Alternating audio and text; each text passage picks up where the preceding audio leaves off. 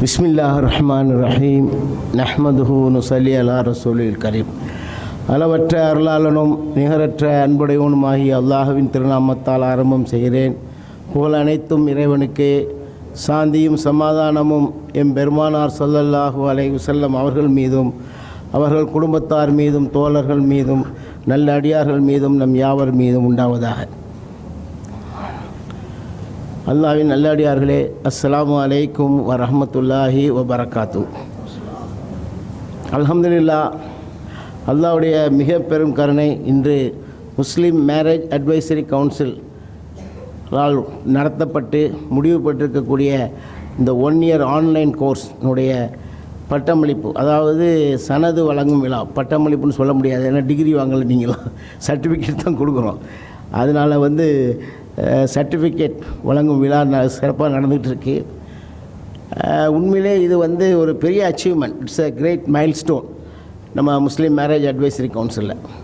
உங்களுக்கு எல்லாருக்கும் தெரியுமே, நம்ம முஸ்லீம் மேரேஜ் அட்வைசரி கவுன்சிலுங்கிற கான்செப்டை நம்ம 2013 ஆரம்பித்தோம். 2013, 10 வருஷம் ஆயிடுச்சு ஏறக்குமே. அப்போ நம்முடைய மென்டர் எல்லாராலையும் போற்றக்கூடிய PK ஷபீர் சாப் அவர்கள் நிறைய அமைப்பினுடைய ஃபவுண்டராக இருக்கக்கூடியவங்க. அதே மாதிரி இந்த விஷயத்துலேயும் அவங்க தான் ஒரு முன்னோடியாக இருந்து நம்மள்கிட்ட அவங்களுடைய அந்த கவலையை சொன்னாங்க. அதாவது நம்ம சமுதாயத்தில் இந்த குலா தலாக் ரொம்ப அதிகமாகிட்டு இருக்குது. இதை எப்படி கட்டுப்படுத்தணும், அதற்கு என்ன செய்யலாம் அப்படிங்கிற ஒரு ஆலோசனை செய்து தான் கான் ஹஸ்ரத் அவரை அவங்களோட ஆலோசனை நடத்தி இதற்கென்று ஒரு கூட்டத்தை நடத்தினோம். 2013 சென்னையில் உள்ள எல்லா பள்ளிவாசனுடைய முத்தவள்ளிகள், அதே நேரத்தில் ஹத்தீபுகளை கூப்பிட்டு நடத்தி எப்படி மக்கள் மத்தியில் இந்த இது இருக்குதுன்னு பார்த்தா ரொம்ப அலார்மிங் சிச்சுவேஷன். அதுலேயும் என்ன விஷயம்னு சொன்னால், தலாக்கை விட குலா தான் அதிகமாக இருக்குது அப்படிங்கிறது தான் நிறைய பேருடைய கருத்து. இப்போ அந்த அளவுக்கு நிலைமை ரொம்ப மோசமாக இருக்குது. ஏன்னு சொன்னால், நம்ம பிள்ளைகள் படிக்க ஆரம்பிச்சிட்டாங்க. இப்போ அவங்களுக்கு ஒரு இஸ்லாமிய நாலேஜ் இருந்தால் தான் எப்படி அட்ஜஸ்ட் பண்ணி போகிறதுங்கிறத உள்ள தெரியும். இப்போ அந்த குலா அதிகமாகிட்டு வர்றதுனால நம்ம இப்போ ஃபஸ்ட்டு டார்கெட்டு நம்மளுக்கு பெண்கள் தான். அவங்க மத்தியில் நம்ம இதை செய்யணும் அப்படிங்கிற அடிப்படையில் தான் நம்ம அந்த முஸ்லீம் மேரேஜ் அட்வைசரி கவுன்சில் ஆரம்பித்து, மீரான் பாய் சொன்னது போல் அந்த மலேசியா, சிங்கப்பூர்லலாம் திருமணத்திற்கு முன்னால் கவுன்சிலிங் வச்சுருக்காங்க. அந்த புத்தகங்கள், அதுக்கு பிறகு உலகத்தில் உள்ள எல்லா புத்தகங்களையும் எடுத்து அதிலெல்லாம் என்ன இருக்குதுன்னு சொல்லி நம்ம என்ன செஞ்சோம், ஒரு குழு அமைச்சோம். கான் ஹஸ்ரத்துடைய தலைமையில் ஒரு 7 ஆலிம்களை கொண்ட ஒரு குழு அமைச்சு இதற்கென்று ஒரு சிலபஸ், ஒரு 16 மணி நேரம் சிலபஸ் போட்டோம். அதற்கென்று ஒரு புஸ்தகமும் போட்டோம். அல்ஹம்துலில்லாஹ், அது ரொம்ப பெரிய ரீச். எந்த அளவுக்குன்னு சொன்னால், தமிழில் முதல்ல செஞ்சோம். அதற்கு பிறகு நிறைய டிமாண்ட், ஆங்கிலத்தில் போட வேண்டும் என்று ஆங்கிலத்தில் போட்டோம். அப்புறம் உருதுவில் கேட்டாங்க, அப்புறம் உருதுவில் போட்டோம். நீங்களாம் நம்ப மாட்டீங்க, உருதுவில் குஜராத்துக்கு மட்டும் 1000 காப்பி அனுப்பி வச்சுருக்கோம். அதுமாதிரி இப்போ ஜாம்ஷெட்பூரில் நடந்த ஒரு மீட்டிங்கில் 500 காப்பி கேட்டாங்க, உருது புஸ்தகம் அனுப்பி வச்சுருக்குறோம்.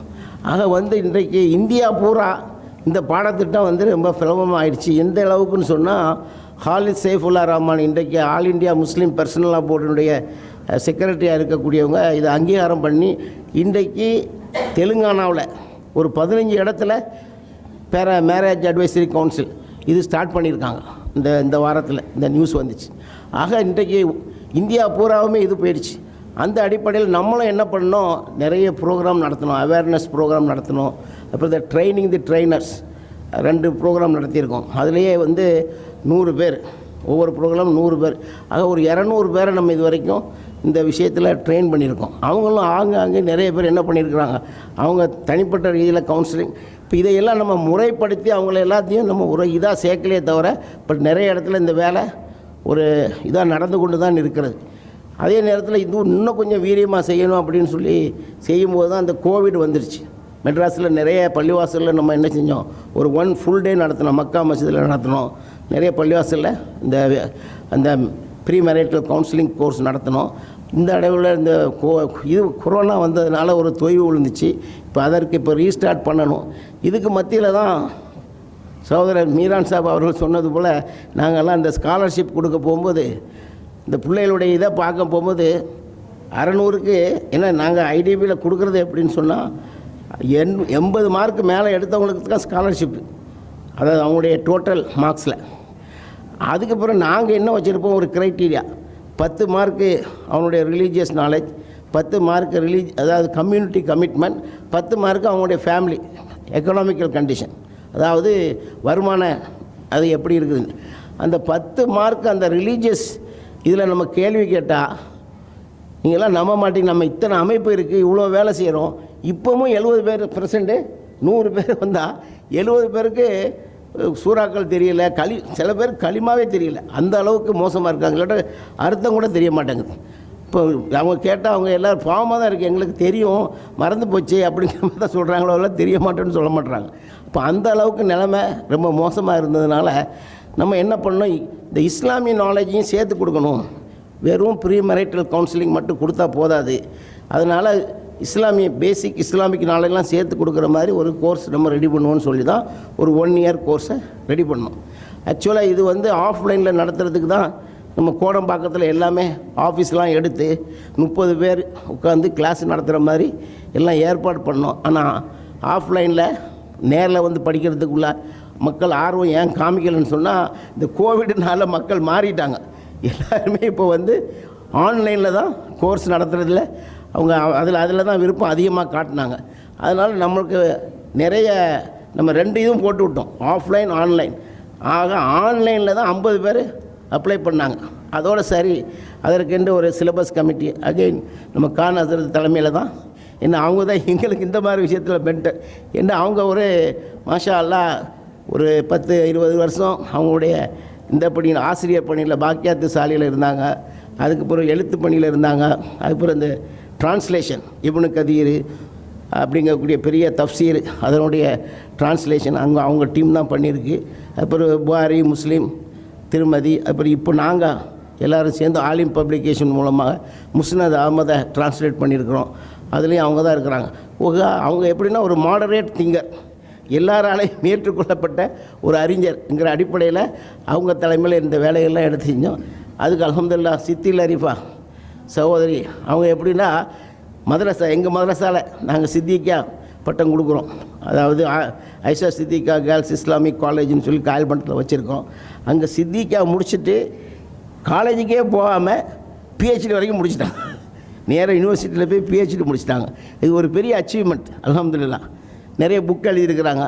அதனால் அவங்க தான் இதில் ரொம்ப முனைப்பாக இதை எப்படியாவது நம்ம செய்யணும் அப்படிங்கிற அடிப்படையில் அவங்களுடைய முழு முயற்சி, கான் ஹசரத்துடைய கைடன்ஸில் நம்ம ஒரு சிலபஸ் ப்ரிப்பேர் பண்ணோம். மாஷா அல்லாஹ் நல்ல ஒரு சிறப்பான சிலபஸ். எல்லோரும் அதை வந்து எல்லார்ட்டையும் அப்ரூவலுக்கு அனுப்பணும். மசூத் ஆல்மிசா, கான் மன்சூர் ஹசரத்து, இந்த மாதிரி நிறைய பேர்ட்ட.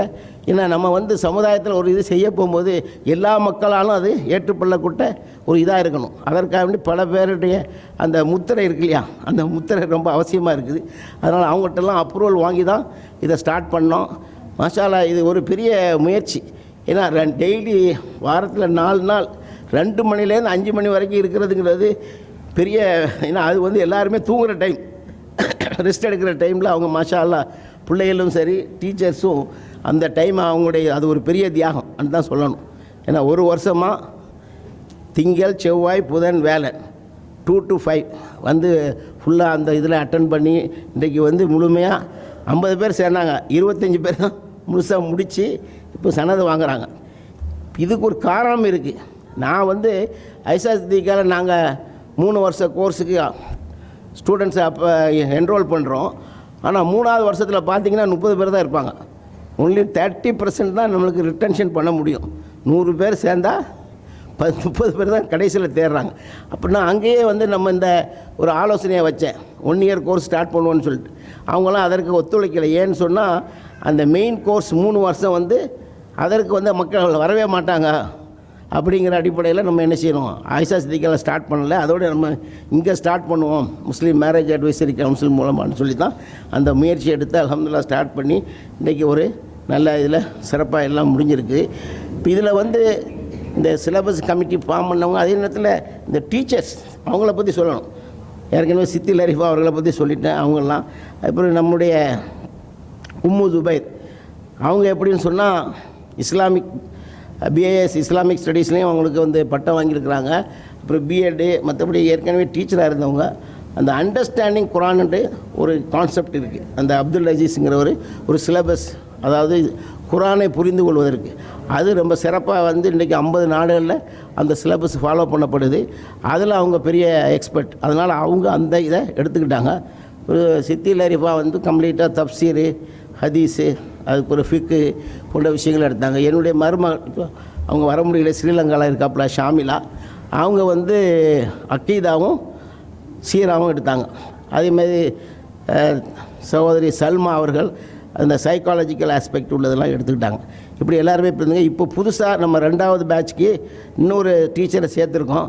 அவங்க வந்து அல்லைன் யூனிவர்சிட்டியில் பட்டம் பெற்றவங்க, அரபியில் ஷமீமா அப்படின்னு சொல்லிட்டு இப்போது அவங்களும் இந்த இப்போ 2nd பேட்ச் ஆரம்பிச்சிட்டோம். அதில் அவங்களும் சேர்ந்துருக்காங்க.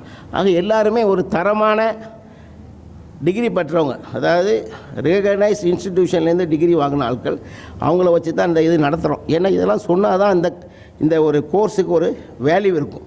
இப்போ அந்த அடிப்படையில் இது இப்போ வந்து அல்ஹம்துலில்லாஹ் செயல்பட்டு சிறப்பாக செயல்பட்டுட்டு வருது. இப்போ என்ன செய்யணும், இதை வந்து நம்ம பெரிய அளவில் கொண்டு போகணும். மீரான் பாய் சொன்ன மாதிரி மக்கள்கிட்ட இன்னும் பெண்கள் மத்தியிலையும் சரி, ஆண்கள் மத்தியிலையும் சரி, இஸ்லாத்தை பற்றி உள்ள விழிப்புணர்வு கம்மியாக தான் இருக்குது. நம்ம அமைப்புகள் எவ்வளோ வந்திருக்கலாம், ஆனால் பேசிக் நாலேஜ் இல்லாமல் தான் இருக்கிறாங்க. அதனால் இது எல்லா முகல்லாக்களையும் நம்ம என்ன செய்யணும், கொண்டுட்டு போகணும். இப்போ நம்ம கூட என்ன நினச்சிருக்கிறோம், 25 பேரா அடுத்த இதில் வந்து ஜூம் தானே. இப்போ ஜூம் வந்தது ஒரு பெரிய, அதாவது கொரோனாவில் கிடைச்ச ஒரு பெரிய ப்ளஸ் பாயிண்ட் வந்து இந்த ஆன்லைன் கோர்ஸ். அதனால் யூனிவர்சிட்டியாக நடத்துகிறான். ஹார்வர்ட் யூனிவர்சிட்டி மாதிரி ஒரு யூனிவர்சிட்டியே என்ன செய்யலாம், ஜூமில் நடத்த முடியும்னு ஒருத்தன் சொல்கிறான். அப்படி இருக்கும்போது நம்ம 1000 பேருக்கு நடத்தலாம், 100 பேருக்கு நடத்தலாம். அப்போ இது மக்கள்கிட்ட அதிகமாக போய் சேரும்போது நிறைய மக்கள் இதில் பயனடைவாங்க. அதற்கு வந்து இங்கே வந்திருக்கவங்க எல்லாரும் உதவி செய்யணும். அதே நேரத்தில் இன்றைக்கி பட்டம் வாங்கியிருக்கிறவங்க என்ன செய்யணும், அவங்களுடைய தகுதியை இன்னும் அதிகமாக வளர்த்துக்கிடணும். ஏன்னா அவங்களுக்கு நாங்கள் நிறைய ஸ்பெஷல் கிளாஸ். இந்த பேர் எப்படி வச்சேன்னு சொன்னால், நான் ஸ்ரீலங்கா போயிருந்தேன். அப்போ என்னுடைய சிஸ்டருடைய பேத்தி வந்து நான் கேட்டேன் என்ன படிக்குது. அங்கே உள்ள டிகிரி காலேஜெலாம் கிடையாது ஸ்ரீலங்காவில் பொறுத்தவரையில். A லெவல் தான் ஃபைனல். அதுக்கப்புறம் என்ன படிக்கிறாங்கன்னு சொன்னால், இந்த மாதிரி ஐடியல் முஸ்லீமாக கோர்ஸ் படிக்கிறாங்கண்ணா. இது எனக்கு ஒரு புது பேர் தெரிஞ்சிச்சு. என்னன்னு கேட்டேன். அதுக்கப்புறம் எல்லாம் சொன்னாங்க. அதில் என்னன்னு சொன்னால், அவங்க வெறும் இஸ்லாமிய இதை மட்டும் படித்து கொடுக்குறதில்ல, சமையல் கலையும் சேர்த்து கடிச்சு கொடுக்குறாங்க. ஏன்னா இன்றைக்கு வந்து முக்கியமானது உப்பு இல்லைங்கிறதுனால தலாக்கு அப்படிலாம் கூட இருக்குது. நம்ம வந்து மேரேஜ் கவுன்சிலிங்கள் இருந்ததுனால சொல்கிறோம். சமையல் தெரியலன்னா கூட பெரிய பிரச்சனை. இப்போ இருக்கக்கூடிய என்ன யங்ஸ்டர்ஸ்லாம் புரிஞ்சுக்கிடணும், சமையலை கண்டிப்பாக நீங்கள் கற்றுக்கிடணும். மாப்பிள்ளையும் மாமியாரையும் கையில் போடணும்னு சொன்னால் சமையல் தெரிஞ்சுக்கணும். அது ரொம்ப முக்கியம். அதனால் அந்த மாதிரி அப்புறம் வீட்டில் நிறைய விஷயங்கள், அவங்க சின்ன விஷயங்கள், ப்ளம்பிங், எலக்ட்ரிக்கல் இதெல்லாம் சொல்லிக் கொடுக்குறாங்க. இப்போ என் மருமகள்லாம் ப்ளம்பிங் வேலையெல்லாம் அவளே செஞ்சுருவாள். அப்போ வீட்டில் உள்ள மாமியார் சந்தோஷம் போடுவாங்க. 500 300 கொடுத்து ஒரு பிளம்பரை போய் கூப்பிட்டு வரணும், தேவையில்லை, அவங்களே செஞ்சுருவாப்புல. இல்லை இந்த மாதிரிலாம் சொல்கிறேன். அப்போ நம்ம ஒரு முழுமையான ஒரு ஐடியல் முஸ்லீமான அதுதானே அர்த்தம். ஒரு முழுமையான முன்மாதிரி முஸ்லீம் பெண்மணியை உருவாக்கி கொடுக்கணும். அது நிச்சயமாக அவங்களோட வாழ்க்கையில் ஒரு இன்பமான வாழ்க்கையாக இருக்கும். அதனால் நம்ம அதெல்லாம் செய்யணும்னு நினச்சோம். இந்த ஆன்லைனில் சமையல்லாம் கற்றுக் கொடுக்க முடியாது, ஆஃப்லைனில் தான் கற்றுக் கொடுக்க முடியும். மற்ற எல்லா ஆன்லைன் நிறைய ஸ்பெஷல் கிளாஸ்லாம் நம்ம எடுக்க தான் செய்கிறோம். இன்னும் நிறைய எடுக்கணும் இன்ஷா அல்லாஹ். ஏன்னா இப்போது நம்ம இந்த புக்கெலாம் கூட நிறைய கொடுத்துருக்கோம். ஏன்னா பன்முக சமுதாயத்தில் இருக்கிறதுனால அங்கே எப்படி பழகிறது. அப்படியா?